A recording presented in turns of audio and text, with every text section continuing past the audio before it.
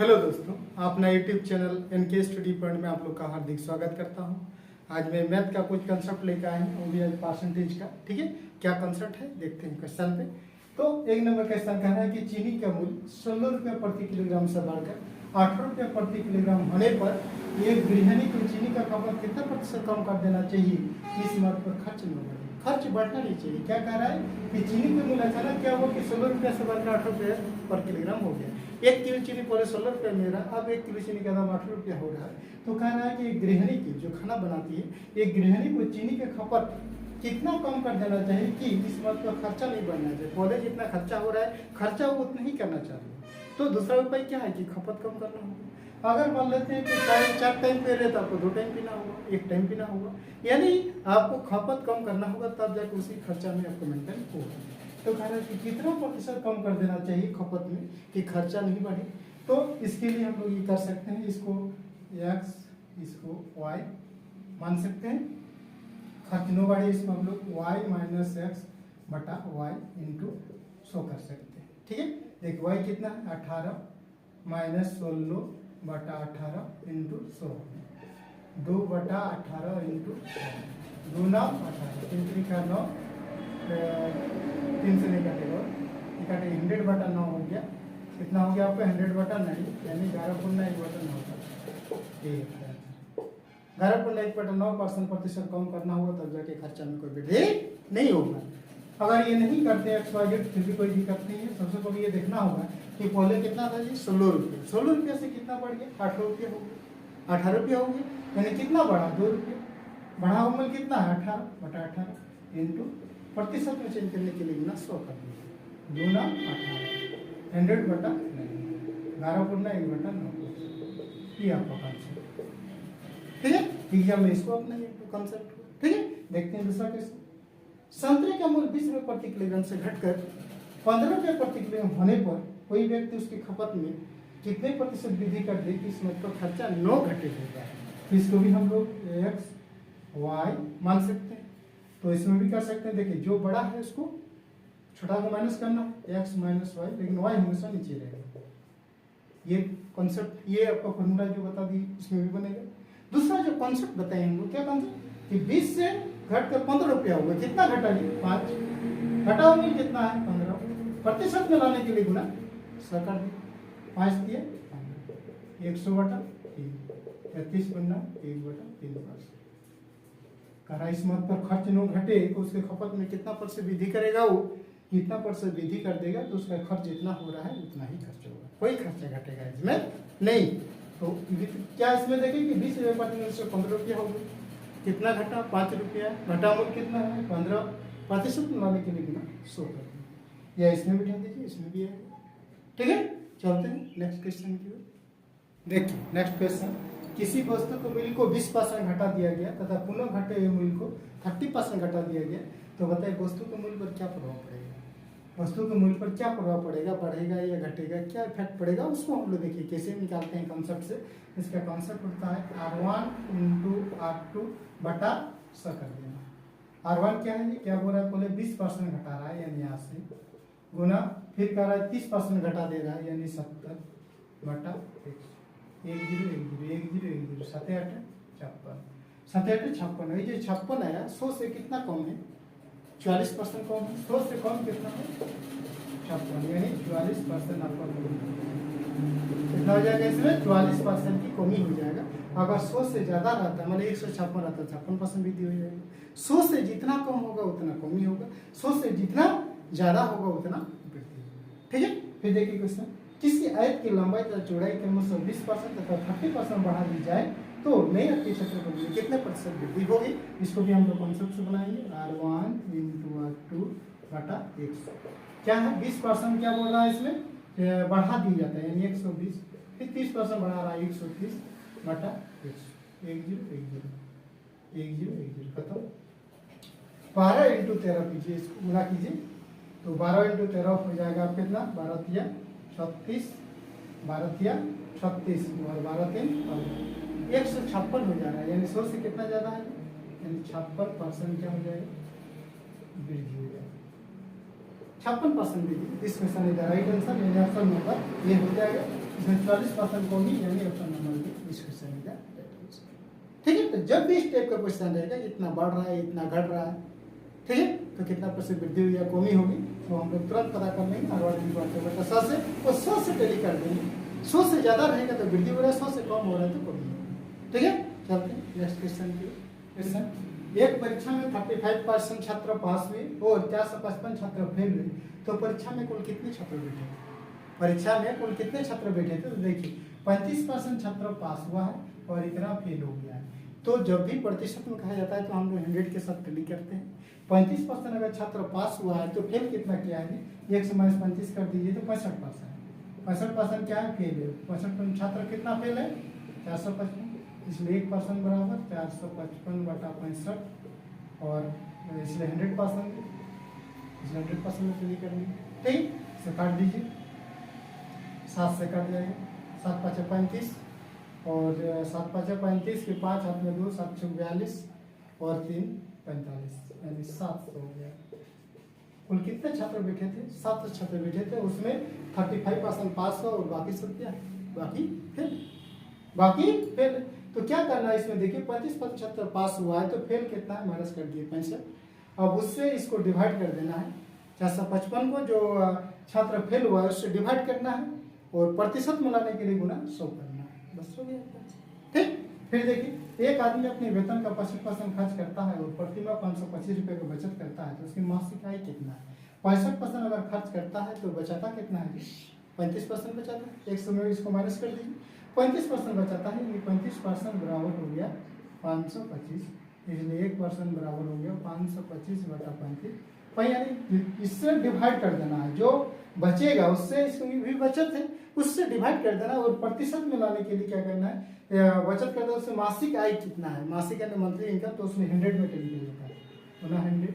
अब इसको काटिए, देखिए 5 7 35, 5 20 100, 7 से काटिए, 7 7 49, 7 7 49, 7 5 35, 75 2 ना 150 पर एक तो 1500 रुपये जो है उसकी मासिक इनकम कितना? 1500 रुपये। ठीक है, उसमें 65% खर्चा करता है और 35% बचाता है। अगर 35% खर्चा करता है और प्रति माह 550 रुपये की बचत करता है तो उसकी मासिक इनकम क्या है? मासिक इनकम 1500 रुपये। ठीक है, किसमें? ऑप्शन नंबर सी में। ये 700 किसमें? ऑप्शन नंबर बी में। ठीक है, फिर चलते हैं नेक्स्ट क्वेश्चन की। देखिए नेक्स्ट क्वेश्चन, मोहन की परीक्षा में उत्तीर्ण होने के लिए 36% अंक प्राप्त करने थे, उसने 24% अंक प्राप्त किए और वह 9 अंकों से उत्तीर्ण हुआ, तो कह रहा है पेपर का पूर्णांक क्या है? पेपर का फुल मार्क क्या है? कह रहा है कि मोहन की परीक्षा में पास होने के लिए 36% अंक प्राप्त करने थे, उसने 24% अंक प्राप्त किए और वो 9 अंकों से उत्तीर्ण यानी फेल हो गया, तो कह रहा है पेपर का पूर्णांक क्या है? फुल मार्क कितने नंबर का एग्जाम हुआ था वो देखना है। तो देखिए क्या कहना है कि प्राप्त करना था उसको 36%, तो उसने कितना प्राप्त किया जी? 24%, लेकिन वो 9 से फेल हो जा रहा है। 9 दे दीजिए, पास कर दीजिए। ठीक है, प्रतिशत एक तरफ कर दीजिए, 36% माइनस 24% बराबर 9, 6 में 4 गया 2, 12% बराबर कितना? 9, 1% बराबर कितना? 9/12, 100 में कितना? अगर पेपर का पूर्णांक क्या है तो 100 में दिखाया जाता है। 100 में देखिए 3 3 का 9, 3 4 12, 4 25 25 के पूर्णांक कितना था? 75 नंबर का फुल मार्क था एग्जाम का, और उसमें से वो 36% अंक प्राप्त करना था, लेकिन उसने 24% प्राप्त किया, वो 9 अंक से फेल हो गया, तो उसको हम लोग पास कर दिए। 9 देखिए इक्वल करने के लिए प्रतिशत को एक तरफ कर दी, यानी 12% बराबर नहीं, 1% बराबर 9/12, इसलिए 100 में टैली कर दी। कुल बोला गया तो 100 में कितना हो गया? 75 नंबर का एग्जाम। ठीक है, फिर देखिए एक विद्यार्थी को 29% प्राप्त हुई तथा वह 6 अंकों से फेल हो गया। एक अन्य विद्यार्थी को 43% अंक प्राप्त हुई, जो कि उत्तीर्ण होने के लिए न्यूनतम अंक से 8 अधिक है, तो परीक्षा में कुल अंकों की संख्या बताएं। परीक्षा में कुल अंक कितने नंबर का एग्जाम हुआ था? तो सही चीज क्या कह रहा है इसमें? 29% अंक प्राप्त करता है और 6 अंक से फेल हो जाता है, पास कर दीजिए। एक अन्य विद्यार्थी को 43% अंक प्राप्त होता है और न्यूनतम उत्तीर्ण होने के लिए न्यूनतम अंक से 8 अधिक ले आता है, 8 इसको कम कर दीजिए। ये फेल हो रहा था 6 नंबर से, 6 नंबर देखिए इसको पास कर दिए। ये पास से 8 नंबर ज्यादा ले रहा है, तो सिर्फ इसको पास में रखना है, इसलिए 8 कम कर दीजिए, बस हो गया। अब इसको एक तरफ कर दीजिए, प्रतिशत को 29% माइनस 43% बराबर -8, इधर चल गया -6, इसको घटाइए, आपका 13 में 9 हो गया 4, 13 में 9 गया, 4 हो गया, और 13 में 9 गया 4, 3 में 2 14 हो जाएगा। ठीक है, 14% बराबर कितना, -14% बराबर कितना हो गया, -14। 14% बराबर कितना हो गया, -14। ठीक है, ये इसलिए ये प्रतिशत माइनस माइनस खत्म, 1% बराबर कितना होगा, 14/14। इसलिए कुल बोला गया है तो 100 में टेली करते हैं, ये 14 खत्म, तो बचा कितना, कुल मार्क कितना खत्म। अगर न्यूनतम 8 आदि की परीक्षा में कुल अंकों की संख्या जाती है, परीक्षा में कुल कितने नंबर का एग्जाम हुआ था, 100 नंबर का एग्जाम हुआ था। उसमें एक विद्यार्थी 29% लाया और 6 अंक से फेल हो गए, 6 नंबर देकर उसको पास कर दिया। एक अन्य विद्यार्थी जो था कि 43% अंक लाया और 5 से 8 अंक ज्यादा ले आया, तो सिर्फ उसको पास में रखी और आप कम करना, और प्रतिशत को प्रतिशत में एक तरफ कर दी। 29% माइनस 43%, इसको उधर लेंगे तो -6, माइनस माइनस प्लस हो गया, 14% बराबर -14, माइनस माइनस खत्म, 1% बाद 14/14 इंटू 100, यानी 100 नंबर का एग्जाम हुआ था। ठीक है, यानी किसमें है आपका, ऑप्शन नंबर डी में है। इसका किसमें है, ऑप्शन नंबर सी में है। ठीक है, फिर चलते हैं नेक्स्ट क्वेश्चन की। देखिए नेक्स्ट क्वेश्चन, एक परीक्षा में 36% विद्यार्थी हिंदी में तथा 47% अंग्रेजी में अनुत्तीर्ण हुए। यदि दोनों में 22% विद्यार्थी उत्तीर्ण है तो दोनों विषयों में उत्तीर्ण होने वाले छात्रों का प्रतिशत बताएं कि दोनों विषयों में कितने प्रतिशत छात्र जो है पास हुए हैं। ठीक है, तो इस टाइप क्वेश्चन को बनाने के लिए, कॉन्सेप्ट बनाने के लिए क्या करते हैं कि कुल अनुत्तीर्ण ये बोला है कि इतना परसेंट हिंदी में, इतना परसेंट विद्यार्थी अंग्रेजी में, और दोनों में है 22%, तो कुल अनुत्तीर्ण छात्र निकालने के लिए कुल अनुत्तीर्ण छात्रों का प्रतिशत ज्ञात करने के लिए अलग अलग विषय को जोड़ दिया जाता है। अलग अलग विषय को जोड़ के कॉमन वाले विषय के साथ अगर घटा दिया जाए, अलग अलग सब्जेक्ट को कॉमन वाले सब्जेक्ट के साथ अगर घटा दिया जाए तो कुल अनुत्तीर्ण छात्रों का प्रतिशत इसमें ज्ञात हो जाता है। ये इसका कंसेप्ट है। इसमें जोड़िए कितना हो रहा है, 6 7 तरह का 3 हाथ 1, 4 3 7 1 83 -22, 3 में 2 गया 1, 8 में 2 गया 6, 61% जो है आपका फेल हुआ है। कह रहा है कि दोनों विषयों में उत्तीर्ण होने वाले छात्रों का प्रतिशत बताए, तो दोनों विषय में कुल फेल कितना किया है, 61% छात्र फेल हुआ है। तो पास कितना है, पास कितना है, पास कितना है, 100 में टेली कर दीजिए, 100 - 61, 10 में गया 9, 9 में 6, 39% जो है आपका दोनों विषय में पास किया है। और फेल कितना है, 61%। कोई भी एक चीज अगर निकाल लेंगे तो दूसरा चीज हमको तुरंत आसानी से निकल जाएगा। तो इस टाइप क्वेश्चन को बनाने के लिए क्या करते हैं कि अलग अलग सब्जेक्ट को जोड़कर कॉमन वाले सब्जेक्ट के साथ घटा देने से कुल अनुत्तीर्ण छात्र या कुल उत्तीर्ण छात्रों का प्रतिशत ज्ञात हो जाता है। और वो ज्ञात करने के बाद कोई भी एक अगर ज्ञात किया जाता है तो अगला हम लोग आसानी से ज्ञात कर लेते हैं। तो इसमें क्या हुआ, 39% जो है उत्तीर्ण होने वाले छात्रों यानी पास होने वाले छात्रों का प्रतिशत क्या है, 39%, यानी option number B this question is the right answer. ठीक है, फिर चलते हैं नेक्स्ट क्वेश्चन। किसी परीक्षा में 80% विद्यार्थी अंग्रेजी में फेल वाला तो ये 3 पास हुआ, उत्तीर्ण हुआ है। 85% विद्यार्थी गणित में उत्तीर्ण हुआ है, 75% दोनों विषय में उत्तीर्ण हुआ है। तो कहा है यदि 40 विद्यार्थी दोनों विषयों में फेल हुआ है तो विद्यार्थियों की कुल संख्या बताएं। विद्यार्थियों की कुल संख्या इसमें कितने हैं वो ज्ञात करना। तो सबसे पहले इसमें हम लोग ज्ञात करेंगे क्या, कुल उत्तीर्ण छात्र ज्ञात कर लेंगे। अलग अलग सब्जेक्ट को जोड़ेंगे, 80 प्लस 85 माइनस 75, कुल उत्तीर्ण छात्र कितना हो गया जी, 5, 8 8 165 माइनस 75 हो गया आपका कितना, 0, 16 में 7 गया 9, 16 में 7 गया 9। 90% जो है 90% जो है पास किया है। फेल कितना है, 10% फेल। बस अगर इसमें क्वेश्चन में कहता कि कुल फेल छात्रों का प्रतिशत बताएं तो 10% में सारा दिया। लेकिन इसमें क्या कहा है कि यदि 40 विद्यार्थी दोनों विषयों में फेल रहा है तो दोनों विषयों में फेल कितना परसेंट रहा है, 10%, बराबर कितना 40, 1% बराबर 40/10। इसलिए इसको 100 में टेली किया जाता है। कुल निकालने के लिए क्या करते हैं, 100 में टेली करते हैं। तो 10.100, 40 में से कितना हो गया 400, यानी विद्यार्थियों की कुल संख्या बताएं तो विद्यार्थियों की कुल संख्या कितना है 400, 400। ठीक है, कुल विद्यार्थी फेल कितने प्रतिशत किया है, 10%, पास कितने प्रतिशत किया है, 90%। ठीक है, इसमें निकालना है कि ये विद्यार्थियों की कुल संख्या बताएं तो विद्यार्थियों की कुल संख्या हो गया आपका 400, option number see this question is the. ठीक है, चलते हैं फिर नेक्स्ट क्वेश्चन की। नेक्स्ट क्वेश्चन, राम किसी परीक्षा में 40% लाया और 20 अंकों से फेल हो गया। रहीम उसी परीक्षा में 35% लाया और 30 अंकों से फेल हो गया।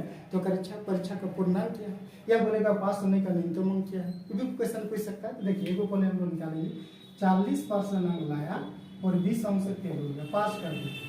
दूसरा क्या, रहीम उसी परीक्षा में 35% अंक लाया और 30 अंक से फेल हो गया, पास सिर्फ कर दीजिए, पास कर दीजिए। ठीक है, ये 20 अंक से फेल हो रहा था, 20 दे दिए, ये 30 अंक से फेल हो रहा है, इसको 30 दे दिए, पास कर दिए। अब प्रतिशत को प्रतिशत एक तरफ कर दीजिए, 40% माइनस 35% बराबर 30 माइनस 20 बराबर 5% बराबर कितना 10, 1% बराबर 10/5, 1% बराबर 10/5। इसलिए पूर्ण निकालने बोला गया है, पूर्णांक तो 100 में लिखा जाता है, इसलिए 100% बराबर कितना 5 20 100 20 10 200। परीक्षा का पूर्णांक क्या है, परीक्षा का पूर्णांक 200। अगर क्वेश्चन में कहेगा कि परीक्षा का पास होने का न्यूनतम अंक क्या है, तो पास होने का न्यूनतम अंक क्या है, पूर्णांक तो 200 है, इसमें तो 40% आपको लाना ही है। 40% ला रहे हैं लेकिन फिर भी आप 20 अंक से फेल हो जा रहे हैं, तो 20 अंक अगर दे देंगे आपको तो पास कीजिएगा कि नहीं, पास कर दीजिएगा। अब ये 2 0 2 0 काटिए, अब ये 4 2 40 2 80 80 और 20 कितना 100 नंबर अगर आप ला रहे हैं तो आप पास कर दें। पास होने का, अगर इसमें क्वेश्चन में पूछता कि पास होने का न्यूनतम अंक बताइए, तो पास होने के लिए आपको 100 नंबर चाहिए, तब जाके आप पास कर दें। ठीक है, लेकिन इसमें क्वेश्चन अभी कहा गया परीक्षा का पूर्णांक क्या है, तो परीक्षा का पूर्णांक 200 यानी 200 होना चाहिए, 200 है। ठीक है, और पास होने का न्यूनतम अंक आपका 100। ठीक है, तो आज के लिए इतना ही, फिर हम लोग मिलते हैं नेक्स्ट वीडियो में नए ट्रिक के साथ, न्यू कॉन्सेप्ट के साथ। तब तक के लिए thank you, best of luck.